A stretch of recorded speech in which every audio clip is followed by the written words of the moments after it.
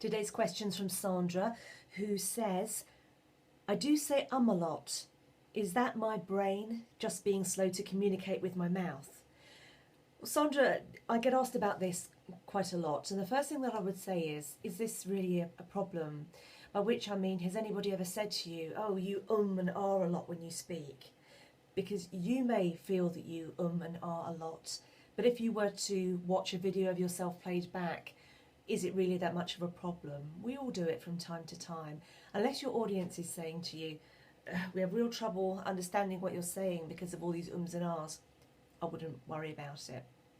But if you have decided that it is a problem, then there's two things that I would suggest for you. The first thing is really borrowing from the mental rehearsal technique that I've talked about in other videos. Be prepared. When you know what you're going to say, you'll say it. And you won't be struggling to think, how am I going to fill this gap, or what am I going to say next? That's fair enough if you've got a talk coming up and you know you're going to be speaking for a certain amount of time, but sometimes we get an opportunity to speak that we're not prepared for or that we weren't expecting, such as if you're in the audience and somebody else is on the stage speaking and you get a chance to speak into the microphone. I would still say be prepared for that. Something that I do is I always go to any conference prepared. I have a number of key messages that I might want to get across at any opportunity that I have. This is the campaigner in me speaking.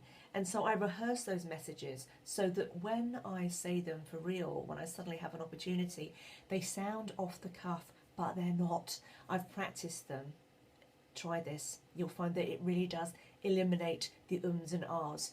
You'll notice that so far in this video I haven't ummed and ahed once. That's because I practiced before I pressed record. The second thing is to try and get into a habit of replacing and ah with a pause. Sometimes we feel we have to hold the floor by filling every second with a noise, be that a word or an or an ah. If you feel an or ah coming, just try and stop it. Just hold it in your mouth and use a pause instead. Pauses are very powerful.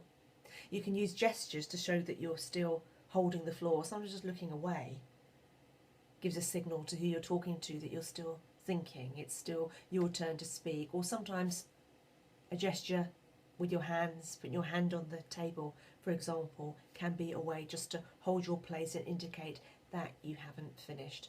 If you're in a heated debate, that can still be difficult and somebody may well interject and jump in. That's all right. When you find a space, jump back in yourself into the conversation.